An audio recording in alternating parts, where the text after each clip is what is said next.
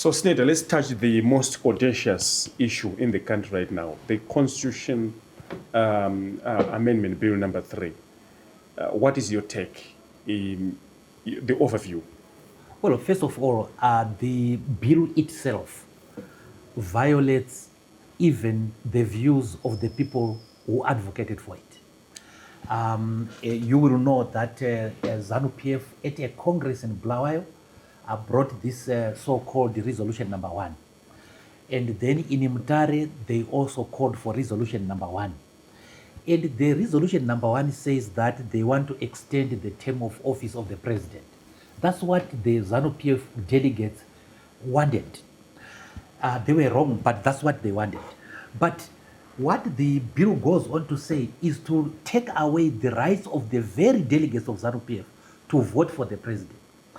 In resolution number 1, Zanu PF delegates never agreed to subcontract the election of president to the parliament.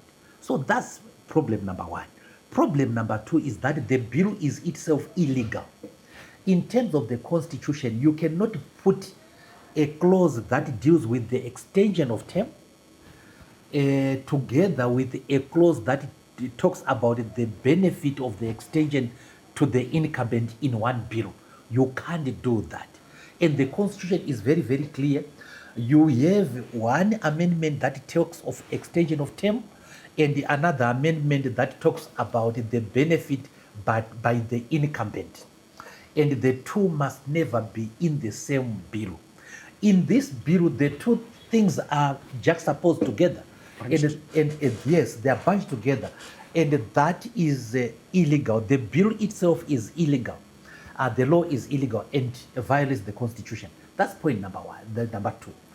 Point number 3 is that, and we need to be understood here, the MDC is not saying that Zanu PF people have no right to propose what they want to propose. They have the right to propose anything under the sun that they want to propose. But they cannot be the proposers, the seconders, the executioners, and the people who will approve. This is what Zanu PF wanted to do. And when we were dealing with the constitution, we foresaw that inherent conflict of interest. And then we put in the mechanism of the referendum. If they are the majority? They are not the majority in Zimbabwe, unfortunately. They are Zanu PF as a big party, but if you compare them to the population, they are not the majority. You will notice that the elections that passed, President Mnangagwa, I think, was elected by 2.2, something like that, million people. But there are 2,600,000 people who did not vote. So Zanu PF cannot purport to be talking for those people. There are more Zimbabweans who did not vote than there are Zimbabweans who voted. And therefore, the party that is ruling does not command the majority of Zimbabweans. It may command the majority of political Zimbabweans and so on, or the majority of people who cared to vote in 2023, but it certainly does not command the majority. So the people of Zimbabwe then in the constitution making process foresaw the conflict of interest. For example, you have the cabinet made up of ministers who are going to benefit from the amendment, discussing the amendment. Then it is going to be sent to the parliament, and the parliamentarians stand to benefit from the amendment. Then they are going to debate it. And then it is going to be sent to the president, who stands to personally benefit from the amendment, who is going to assent or not to assent to the bill. There is an inherent obscene conflict of interest. And in order to deal with that problem, we put in the mechanism of the referendum. It is not up to the Zanu PF, it is up to the people of Zimbabwe. And that is why we then put the issue of referendum in clause 328.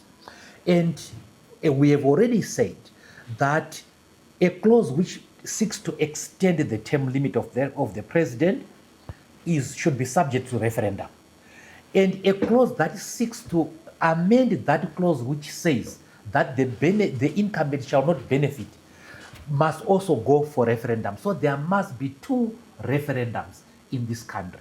I have heard the argument by Zanu PF, especially the Minister of Justice, that by amending Section 95, by the way, Section 95 is the section that gives the size of the term. Section 91 or 92 says that the president must not serve for more than 2 terms, but it doesn't say how long the terms are. Section 95 then does that to say the term of office shall be 5 years, coterminous with the term of parliament. That means that they run together. The life of parliament does not start from the date that the MPs are sworn in. No, that's not when the life of parliament starts. The life of parliament starts from the date that the president assumes office, and so on. So it's coterminous. So it says 5 years. And the argument by Minister Ziyambi is that if you simply change 5 years to 7 years, it is still the same term, only that it has changed in size. He is talking of electoral cycle. He is just confusing the people and himself. Because if the constitution had ended in Section 95, he would have been 100% correct. But the constitution does not end in Section 95. It ends with Section 328 on that subject. What is so particular? What's so peculiar about that section, about 328? 328 is the section that was most carefully written to close the gaps that were created by Section 91 up to 95. And it talks about how a constitution is going to be amended. And Section 320... So it lays down the procedure. The procedure for amendment. That is why it is so topical now, because we are dealing with an amendment. And Section 328 starts with a definition. And it says in 2 definitions. It talks about a term limit provision. And it says a term limit provision is a provision that seeks to lengthen the period of time that a person holds office. Just note that in that section, we are no longer talking of terms. We are now talking of length of time. So the Constitution, the laws do that. They give a definition to be followed. Minister Ziyambi is following a common sense definition, a dictionary definition of term limit. The literal interpretation. A literal termination. That is wrong because the definition to be used is provided in the Constitution. For example, you have seen many laws where you see a statute which says minister in this act, minister means Minister of Justice. But that's not what the minister always means. It may mean Minister of Home Affairs, Minister of Defense, Minister of, and so on and so forth. But it says in this law, minister means Minister of Home Affairs. So in this Constitution, a term limit provision is a provision that lengthens the period of time that a person is holding office. So if you change from 5 years to 7 years, you have lengthened the period of time that the person is holding office. So Section 95 is a term limit provision. Extending it is extending the term of office. Now, in terms of the Constitution, if you want to amend the Bill of Rights, you go via referendum. And the minister doesn't seem to understand that, first of all, the extension of term affects the Bill of Rights. There is Section 67 of the Constitution, which gives 2 rights. The first right is the right to vote. The second right is the right to be voted for. Those are the 2 rights in Section 67.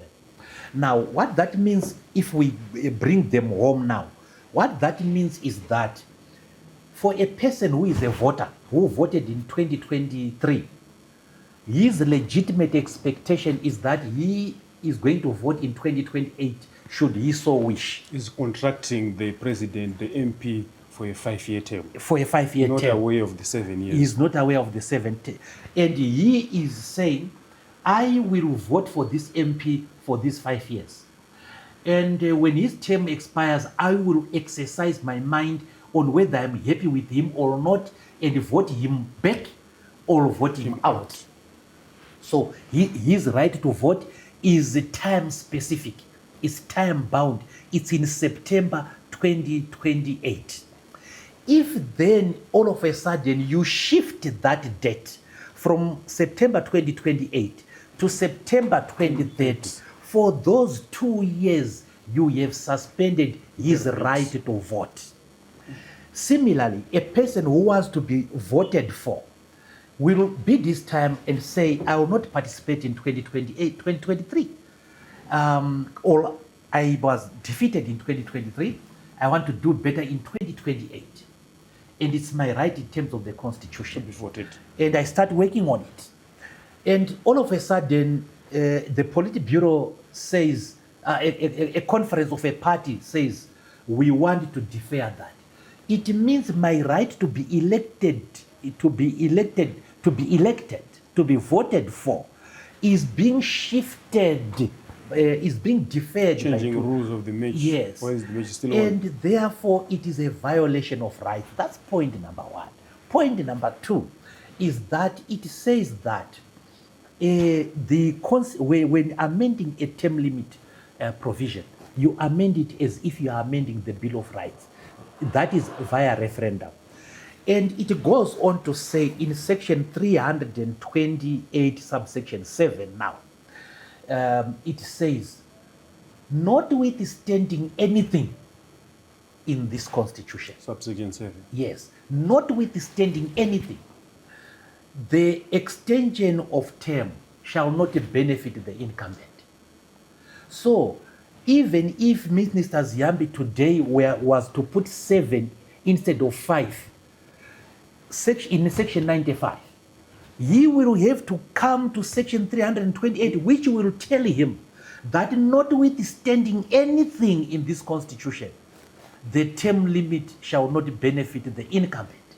That is, if you succeed in extending the term. If you succeed in extending the term, but still, the person who is holding office at the time of the extension of the amendment shall not benefit. Why we did that is we were trying to disincentivize the incumbents against extending terms. We were very alive of what had happened in Senegal. President Abdoulaye Wade wanted to extend his term. What had happened in Zambia, President Chiluba wanted to do the same. And we were very much aware of that. And we then put a second safeguard. And the safeguard was that the incumbent shall not benefit. Now, if you want to amend section 328, subsection 7, it says you amend me in the manner that you amend the Bill of Rights, i.e. via referendum. So I don't understand why Opam Chinguri, Opam Chinguri doesn't know much about law, so we will pardon her. She knows something else that she studied. But let me go to the minister. I don't understand why the minister is not reading the things which are so clear. And they were being supported at one point in time. Tawanda Nyambirai had read, I think he had ended at section 95 and section 92. Without consulting 328? Yes, and he had not paid attention to section 328 apparently, which he has since done. And before he consulted section 328, he had advanced a certain line of thought that there is no need for a referendum. Now that there's section 328, then he changed his mind that there is a need for a referendum. By the way, the courts have already ruled about this issue. In the famous Mpungu case, which was dealing with the challenge on the Chief Justice, the extension of the age limit of the Chief Justice, the Supreme Court, the Constitutional Court ruled that changing the age limit is not an extension of term. If you change from 70 to 75, you are extending the age limit, but not the term. The term remains in that case, I think it was 15 years or something like that. How is this related to the current situation we have? Now, how it is related is that the judge went on to comment to say, those who are saying that the extension of the age limit is an extension of term requiring a referendum, you are wrong. The Constitution has provisions, is abound with the provisions that are truly term limits, principle of which is Section 95, which requires a referendum. The courts have ruled that the Constitutional Court. Now, you hear... While we are there, Senator, there was an argument, I think, from Professor Moyo, Jonathan Moyo, who said those particular judgments, and particularly that area, was just obiter dicta. So maybe we can also take an opportunity to educate or just to share with our viewers in terms of the differences between the obiter dicta and ratio descendant, so that it is clear. Well, we do not. This, Professor Moyo is a keen law student, and he is doing well, I should say. I mean, his arguments, because in law sometimes we say that there's no correct argument, that there's no correct answer. Mm-hmm. There's a correct argument. Look, the Supreme Court, the Constitutional Court, has already given an opinion on that section. And that opinion tallies with what is in the Constitution. And that opinion tallies with what we, who are arguing against this extension, are saying. And Professor Moyo is not suggesting, is he, to say that his passage is irrelevant. If the passage was irrelevant, why did the judge say it? Why is it reported in the law report? Why did they ask us to read it? Why did they make it necessary for us to read it? They made it necessary for us to read it so that it informs us on what the law is. Yes, obiter dictum can be used in the law. Yes, it can be used in interpretation of the judgments. Ratio decidendi means the reason for the decision. It does not really matter here. When you say this is the ratio decidendi, you mean this is the reason for the decision. The ratio decidendi in the Mpungu case is that the age limit, the age extension is not a term extension. That was the ratio decidendi. It is irrelevant to the current debate. So Professor Moyo and the company would want to confuse people by saying obiter dicta, ratio decidendi, so that they speak above the heads of people.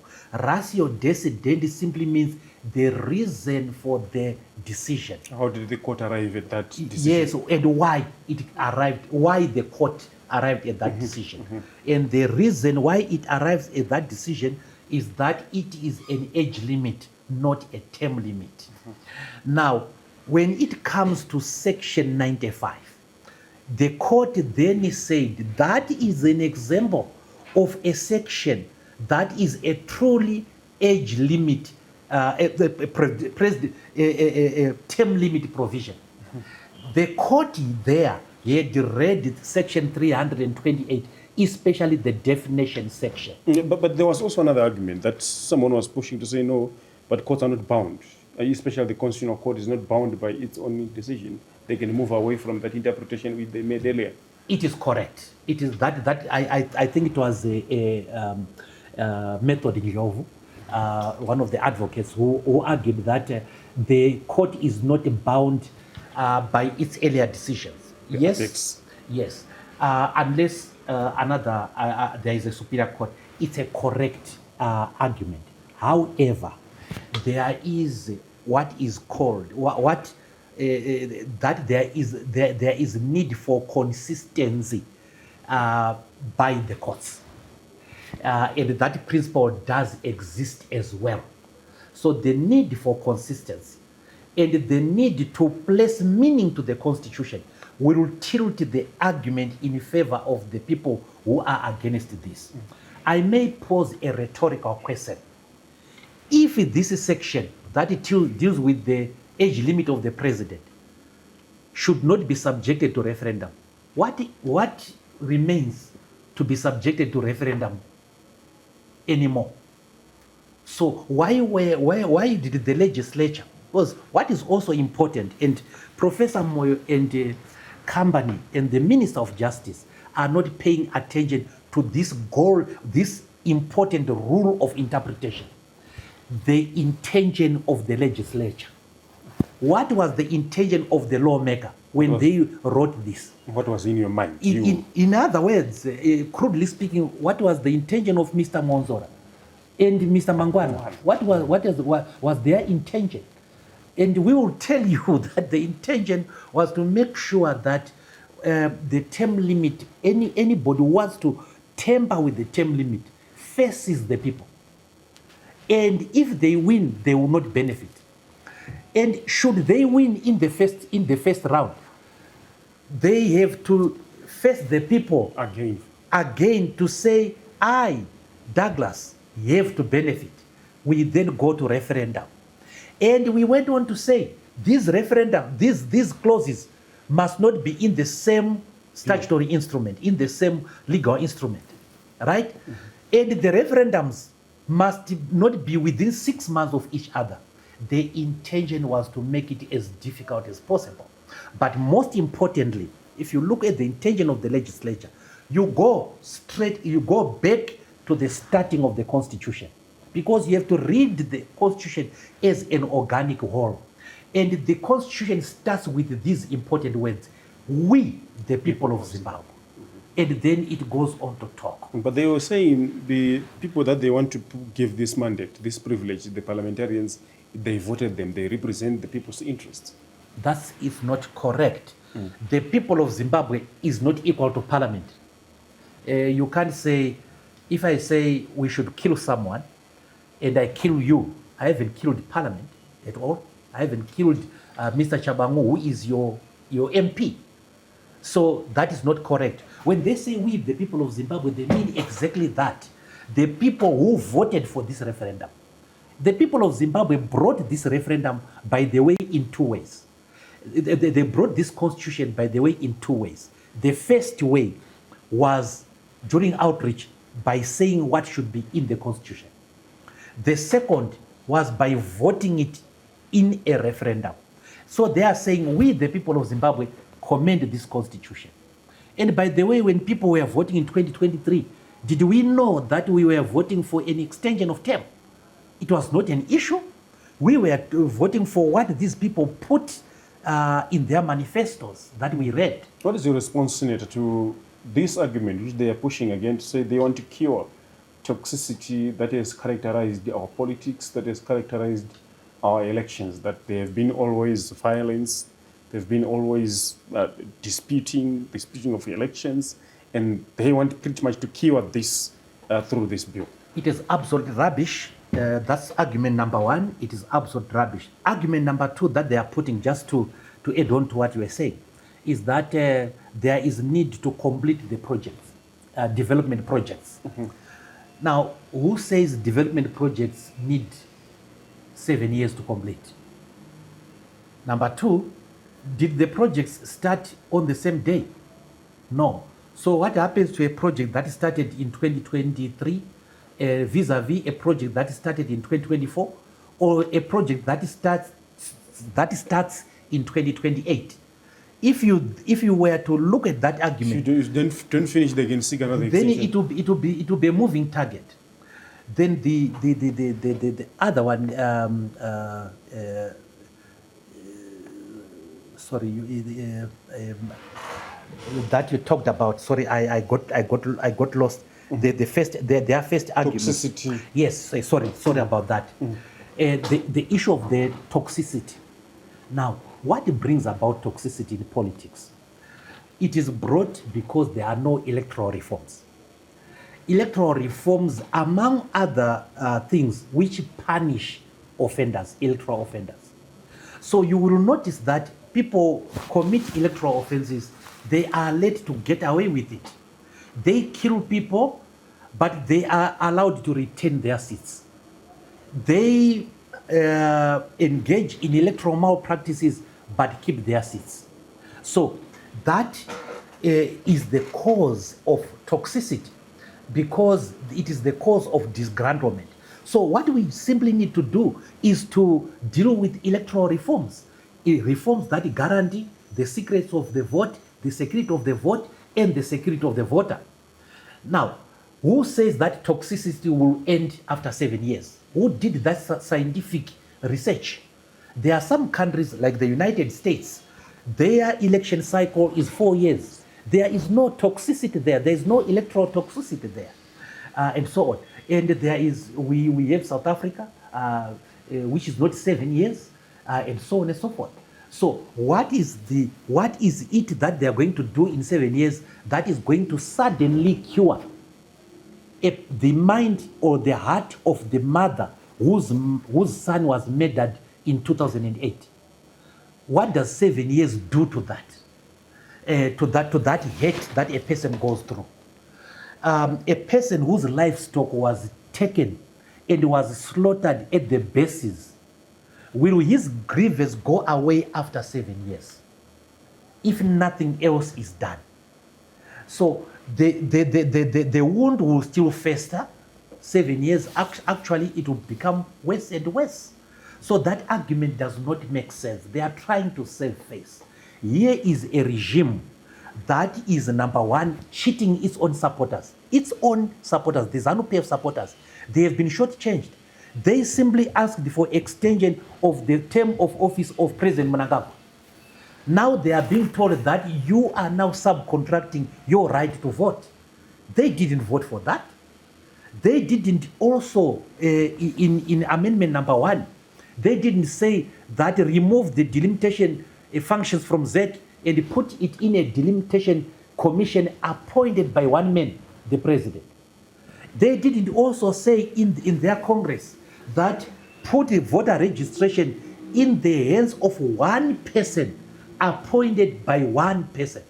One person, the Registrar General, appointed by one person, the president.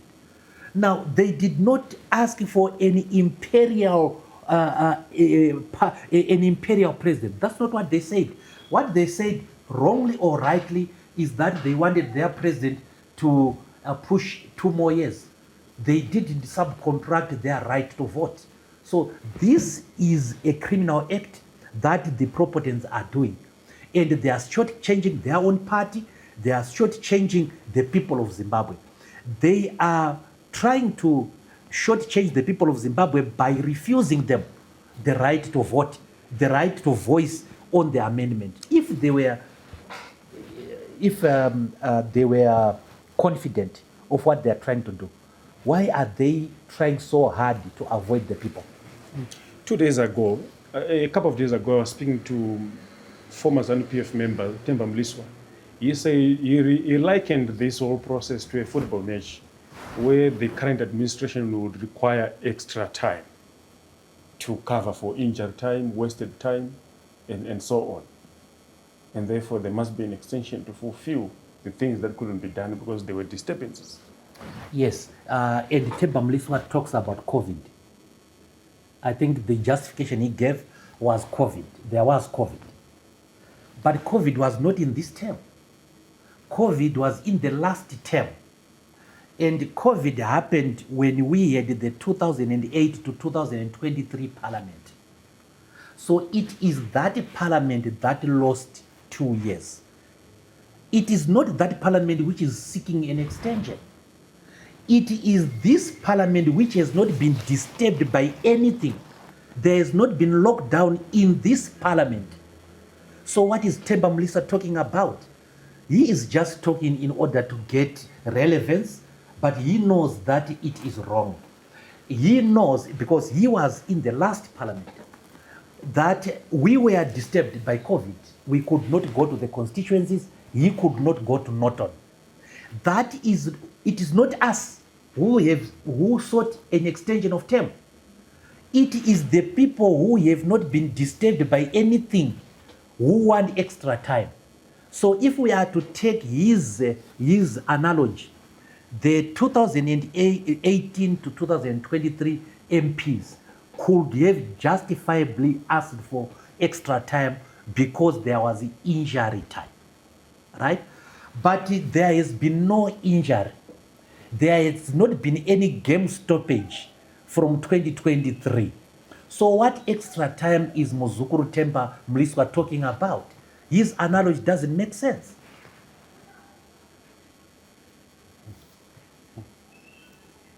Then let me look for the last item.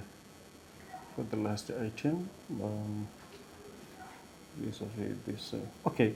Ultimately, what we see is, if you are reading what is on public spaces right now, is that Zanu PF will stop at nothing to make sure that this bill goes. It's already in Parliament. We are just waiting for the 90-day period to expire or to lapse, and then other processes will kick in. Do you see any political action that can potentially stop this? Well, first of all, just to correct you, the fact that Zanu PF wants it does not mean they will have it or they should have it. And during the constitution-making process, Zanu PF did not want a lot of things, and we were able to get them. As long as a people are united and focused, they will get what they want. And Zimbabweans, if we unite across the political divide, within the opposition to start with, and across the political divide, because there are some people within Zanu PF who are disgusted by this.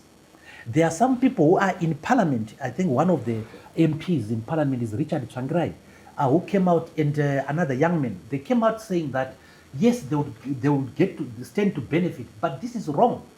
So, the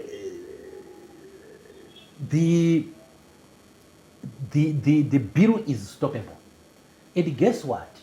You can stop this bill at the Senate level in this current parliament. Zanu PF does not have two-thirds majority in parliament. That's not true. It has two-thirds majority in the National Assembly, but it does not have two-thirds majority in the Senate. Now, given what we have seen, that if they can potentially be given money. In the point I'm making is, it is within the powers of our brothers and sisters who are in opposition and are in parliament to stop this bill. They can do it if they wish to do so. Because if the people in the Senate, the MPs, the opposition MPs in the Senate vote against the bill, two-thirds majority will not be achieved in the Senate. And this bill, this amendment will not see the light of day. So that's how near the solution is. It is within our grasp as the opposition. Those who are in Senate, most of them are maybe retiring politicians. And I'm trying to see how they can be demotivated from... For example, who? I know, we know that Senate is usually... You mean the age limit of the people in the naturally, Senate? People are retiring. Yes, but they are not retiring in integrity. I think we should have to be fair to them. They have integrity, and they should know better. They are wiser, and they should know that this is not good for their children, their children's children. But the point I'm trying to make is that the CCC can help the people of Zimbabwe by rejecting this bill. Chawangu has already declared that they are in favor of this bill. You heard what Charles Moore said, that as the opposition, the Herald is always running these stories, that the opposition, in fact, they endorsed the bill before it was even tabled in Parliament. Well, I have heard about that.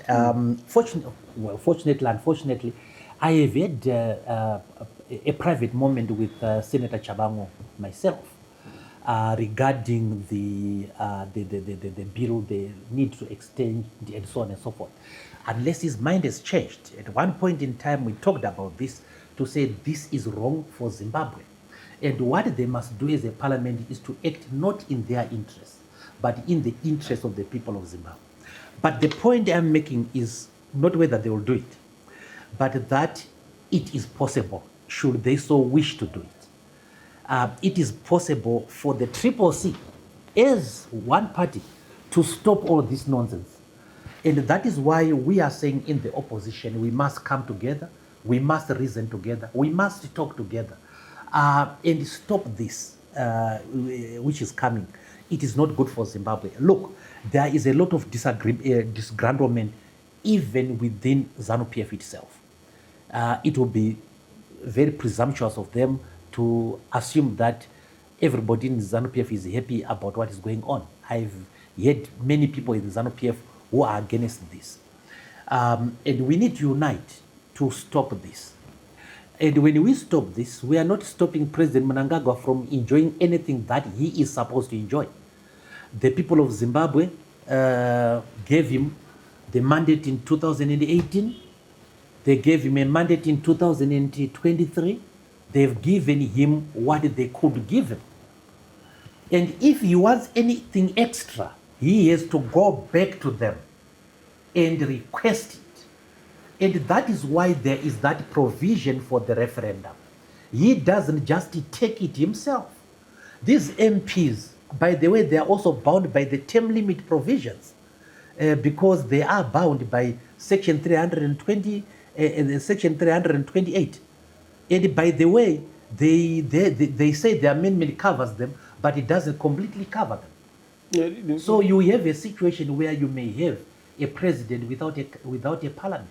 But maybe banking on parliament could be too much. But do we have something outside parliament that can potentially stop people organizing from here as the opposition? Of course, if the opposition is united and we organize, first of all, those who want to litigate, who are skilled in litigation, it's a method of struggle, can go that route.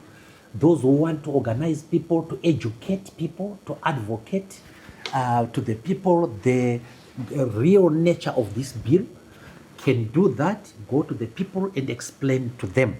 After all, Parliament is going to carry conduct public hearings. Although, of course, we have been forewarned that it will be a violent affair. And those who want to demonstrate, we can still demonstrate because in terms of Section 59 of the Constitution, we are allowed to peaceably demonstrate and present. For effect, historically and traditionally, the response that the state always give you as the opposition and try to demonstrate. Yes, we know. How are you going to motivate the citizens to go to the streets? Of course, we will cross the bridge when we come to it. I don't want to give too much away, but there is an old jurisprudential saying, and it says that if a law be unjust and unfair, responsible citizens have a positive duty to disobey. So if the conduct of law enforcement be unfair and unreasonable, responsible citizens have a positive duty to disobey. But that's not what we are aiming for. We want to act within the law. And the law allows us to demonstrate. How many things are they going to take away from us? They've already taken away from us the right to vote for the chief executive of this country. They've subcontracted it, arrogated it to themselves. They've not allowed us the electoral cycle, right?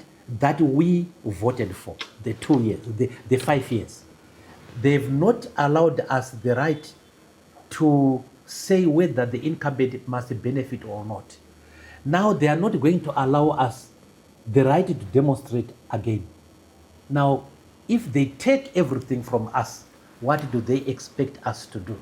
To fold our hands and smile? I don't think so. Are there any conversations from the opposition side that are taking on right now vis-a-vis this amendment bill, blocking it, rejecting it? Yes, they are. They are, of course, very low key. but there are people are talking. I know I was speaking to Professor Maduku the other time regarding this. I have conversed with some members within the opposition. We are ad idem. We are at one. We are of one mind regarding this. But the tragedy comes with divisions within the opposition. I was saddened to note that I think there are two defenders forums now. I think one is the Constitution Defenders Forum and the other one is a Defenders Platform. Oh, come on, brothers, there's no need for that.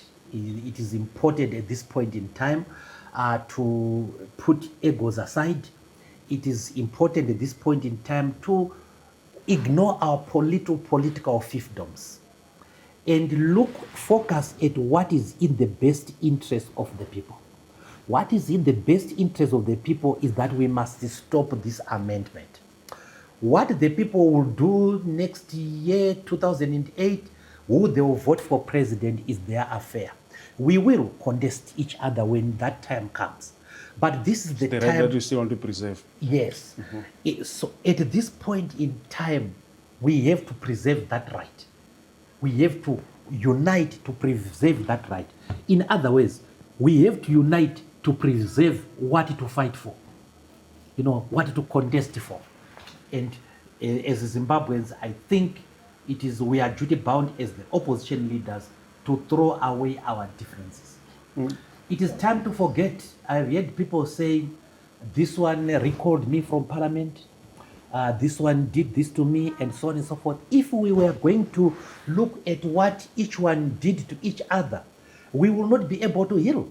If I was to say, though somebody tried to burn me in a hut during Morgan Tsvangirai's funeral in Buera, and let that cloud my judgment, I will have no friends within the opposition, because they were guilty of attempted murder and the government shielded them. They did not even arrest anyone. Yet, Thokozani Kupe, Chief Njovu, Abednego Bebe, myself, were locked in a hut, and 3 attempts were made to burn that hut. Let's look at so this. if we were to say, because we fought against each other on this, then we can't unite, we will never achieve anything. That's the point I was trying to make. But let's look at this. I mean, earlier on, I said, looks like Zanu PF may not stop at nothing to make sure that this bill says through. We just want to understand the implications. If they just go on, go to parliament, it is passed, approved, signed into law by the president. Yes, it will be such a tragedy. But it would have happened. Yes, it would have happened, and I just want to tell you what would have happened. What would have happened is that you have opened a very bad precedent. Today, Mnangagwa is saying, I want 2 years. Tomorrow, Mwonzora will say, no, 5 years. The next day, Chamisa will say, no, a lifetime. And the next day, Miti will say, no, generation to generation, but from the same family. You see what I mean? It opens precedent, and we don't deserve that, number one. Number two, we would have lost economically internationally. Those people who are economically and politically isolating us internationally are citing the issues of governance, and there is no better way of demonstrating the absence of governance than to put this amendment. It will certainly prove them right. And the international isolation of Zimbabwe will remain, and the economic well-being of Zimbabwe will be affected. Zimbabwe will continue to have lack of access to international credit, lack of access to international markets. We have the ambition to join the Commonwealth, and one of the conditions is that please respect your constitution. And if we don't respect our constitution, we do away with the benefits that accrue to joining the Commonwealth. Our athletes taking part in the Commonwealth Games, development opportunities, markets within the Commonwealth, scholarships within the Commonwealth, etc., etc. Would have kissed that goodbye. And most importantly, would have kissed goodbye our sovereign right as a people to choose our leaders. As a last resort, do you see a situation where the judiciary, the courts, would maybe set this aside, even if it passed after Parliament and so on? It is possible because it is within their power to interpret the law. They have already interpreted it anyway. They can just confirm what their interpretation has been. So it is possible, just as it is possible for Parliament to stop this nonsense. It is possible. It is possible for the judiciary to say this far, but not that far. And it will be a good thing for our Parliament to do, for our courts to do that.